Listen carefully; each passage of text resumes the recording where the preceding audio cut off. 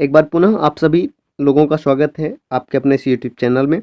आज पुनः बात करनी है सीडीपी के टॉप 15 क्वेश्चंस पे।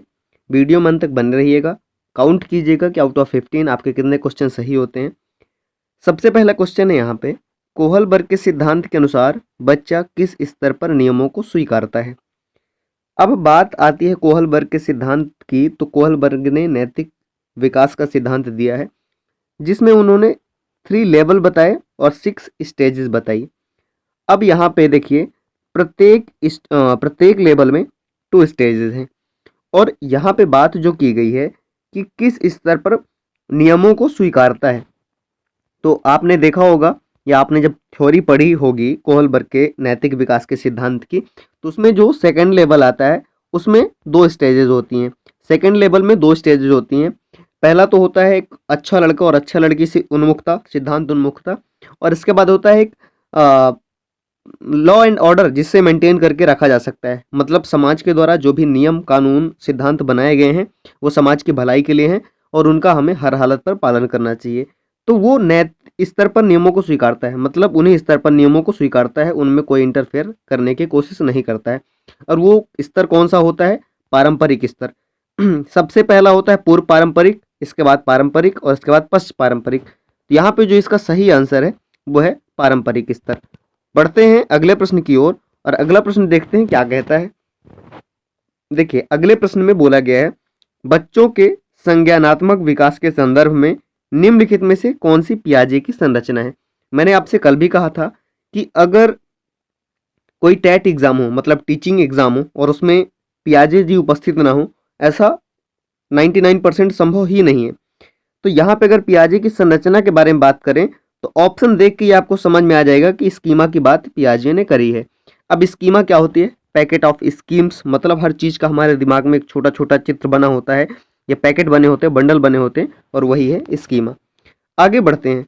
फिर से बात की गई है कोहलबर्ग के सिद्धांत की आलोचना, और देखिए आजकल इस तरह का ट्रेंड चल रहा है टेट एग्जाम में कि आलोचना से क्रिटिसिज्म से अधिकतर क्वेश्चन पूछे जा रहे हैं। और यहाँ पे देखिए कोहलबर्ग के सिद्धांत की आलोचना के विषय में, यह नैतिक विचारों पर अत्यधिक जोर देता है और नैतिक व्यवहार पर बहुत कम जोर देता है। दूसरी आलोचना है, कोहलबर्ग की कहानियों की शुद्धता को अंकित करना बहुत ही मुश्किल है। फिर आगे बात की गई, इसने पूरी तरह से संस्कृति या लिंग पर विचार नहीं किया गया था। ठीक है, तो ये 3 चीज़ें हैं और चौथा है उपरोक्त सभी।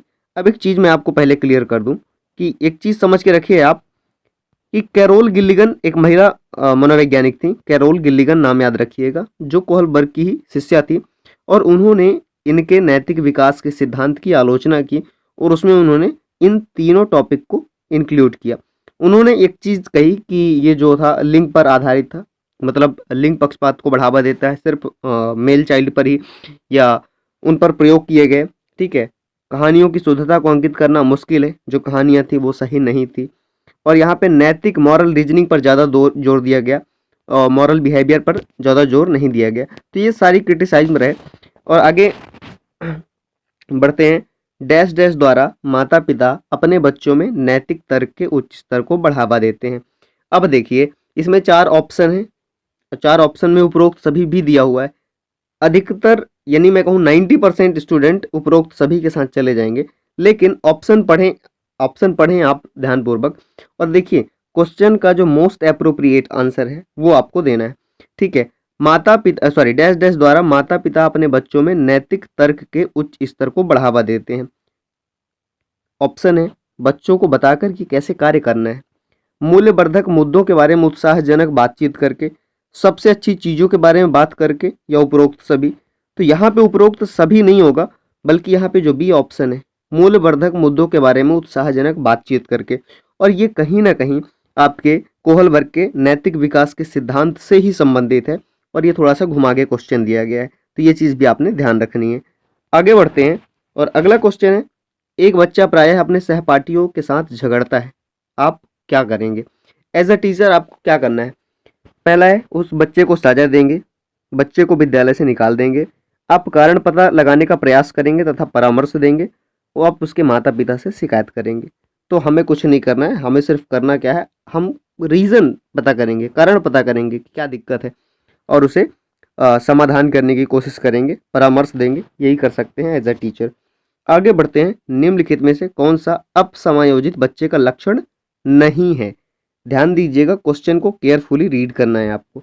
अपसमायोजित बच्चे का या कुसमायोजित कह सकते हैं अपन, साथियों से झगड़ा करना, ये तो लक्षण है, इसलिए हमारा ऑप्शन ये सही नहीं हो सकता। नाखून काटना, अब नेल बाइटिंग ये वो नहीं है कि आप ब्लेड से नाखून काट रहे हैं या अपनी स्वच्छता के लिए नाखून काट रहे हैं, बल्कि दांतों से नाखून काटना, ये यहाँ पे लगभग इसका जो बताया गया है ऑप्शन, ये वो चीज़ है नेल बाइटिंग।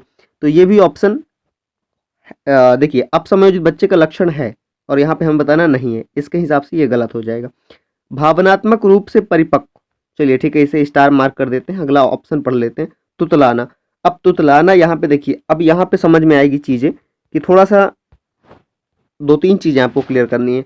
एक तो तुतलाना, ये वो तुतलाना नहीं है जो बच्चे को जन्म से होता है, ठीक है। ये वो तुतलाना है जब आप थोड़ी से परेशान हो जाते हैं, हड़बड़ा जाते हैं, नर्वस हो जाते हैं, तो आप सही भी बोलना चाहते हैं तो आपके मुंह से शब्द क्या होता है, बेतुके निकल जाते हैं, ठीक है, जिनका कोई औचित्य नहीं होता है। हड़बड़ाहट में आप मानसिक रूप से थोड़ा सा स्थिर नहीं हो पाते जब, तो आपसे ये चीज़ें हो जाती हैं, ठीक है। नेल बाइटिंग भी हो जाती है और साथियों के साथ झगड़ा करना, तो ये अपसमायोजित बच्चे का लक्षण है ही है, ठीक है। लेकिन यहाँ पे जो नहीं है, भावनात्मक रूप से जो परिपक्व है, जो भावनात्मक रूप से परिपक्व है, वो उसका लक्षण नहीं है। फिलहाल आगे बढ़ते हैं, चीज़ों को समझते रहिएगा, ठीक है। क्वेश्चन बहुत ही टॉप लेवल के हैं, अगर ये क्वेश्चन आपको सॉल्व करने में दिक्कत नहीं होगी तो फिर बाकी का लेवल बहुत ही कम रहता है। परामर्शदाता के लिए आवश्यक विशेषता का प्रयत्न करें। प्रयत्न करें मतलब विकल्प का चयन करना है कि एक परामर्शदाता जो काउंसलर होता है उसे किस प्रकार का होना चाहिए। निर्णायक, कि सब कुछ निर्णय कर दे, अभिमानी हो, सहानुभूति परक हो या रक्षात्मक हो। तो यहाँ पे सीधा सीधा है कि सहानुभूति परक हो, वो उसका लक्षण है।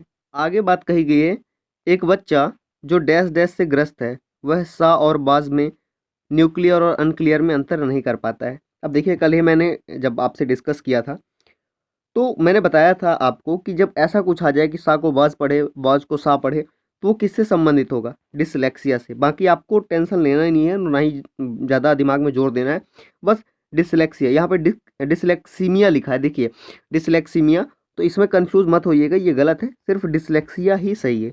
तो ये हुई बात। अब आगे बढ़ते हैं, मानसिक रूप से पिछड़े बालक के लिए निम्न में से कौन सी व्यूह रचना कार्य करेगी। अब देखिए, अगर मानसिक रूप से पिछड़े बालक के लिए हमें उन्हें समझाना है कोई चीज़ या उनसे उनको कुछ बताना है, तो कौन सी व्यूह रचना मतलब कौन सा प्रयत्न या कौन सा प्रयास काम करेगा। तो अब देखिए, कार्यों को मूर्त रूप में समझाना, सहायता के लिए बाहर से संसाधनों को प्राप्त करना, स्व अध्ययन के अवसर प्रदान करना या विद्यार्थियों को लक्ष्य निर्धारित करने के लिए प्रोत्साहित करना। ये 4 ऑप्शन है।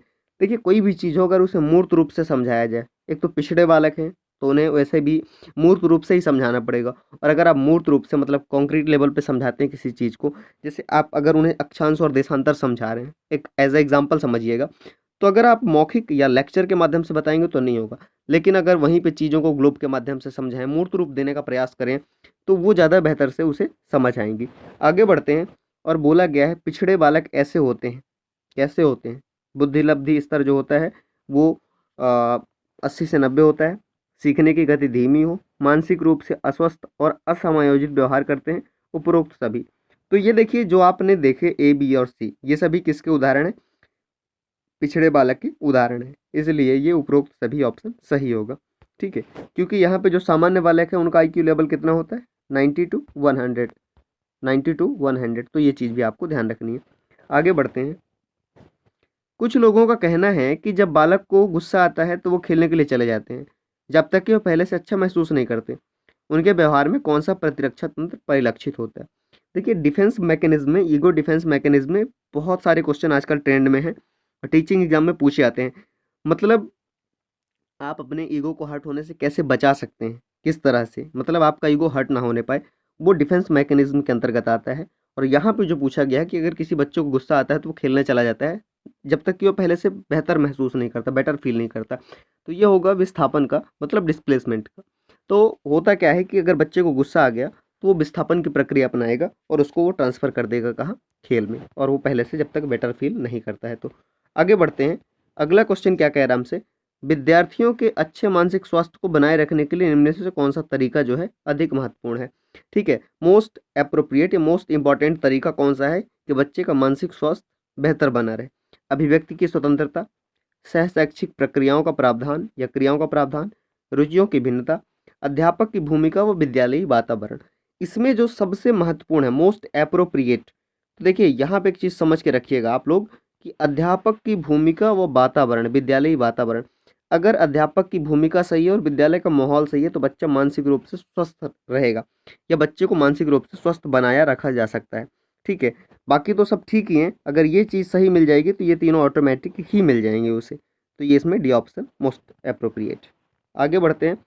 रक्षा तंत्र में बहुत सहायता करता है। रक्षा तंत्र किस में बहुत सहायता करता है? थकान निपटाने में, दबाव निपटाने में या दबाव से निपटने में, हिंसा से निपटने में, अजनबियों से निपटने में। तो हमने देखा था कि ईगो डिफेंस मैकेनिज्म जो होता है हमें दबाव, स्ट्रेस से निपटने में मदद करता है। आगे बढ़ते हैं और ये लगभग आखिरी क्वेश्चन है। यदि आपकी कक्षा का बच्चा सी को डी तथा डी को सी लिखे तो वह कौन से रोग से पीड़ित है? तो देखिए ये सी और डी तो शायद ये मिसप्रिंट हो सकते हैं, ये सीजी टेट में पूछा गया 2011 में। तो सी को डी नहीं बल्कि अपन ऐसे कह सकते हैं इसे, देखिए एक तरह से समझ के रखिएगा कि सी को बच्चा ऐसे लिखता है, डी को बच्चा ऐसे लिख देता है। तो इस तरह से पूछा जाता है। और अगर यहाँ पे पूछा गया है कि लिखे अथवा पढ़े, तो एक चीज़ समझिएगा कि जो पढ़ेगा गलत क्या वो कभी सही लिख सकता है? तो जो गलत पढ़ेगा वो गलत लिखेगा भी। तो ये गलत लिखना और गलत पढ़ना ना तो फाइलेरिया है, ना टाइफाइड है, ना मलेरिया है। ये किसका एग्जाम्पल है? ये किससे पीड़ित है बच्चा? डिसलेक्सिया से। तो इस तरह से आपने क्वेश्चन कवर करे और उम्मीद करता हूँ कि ये चीज़ आपको समझ भी आई होगी। थैंक यू सो मच और जल्दी एक नया वीडियो आपके सामने होगा।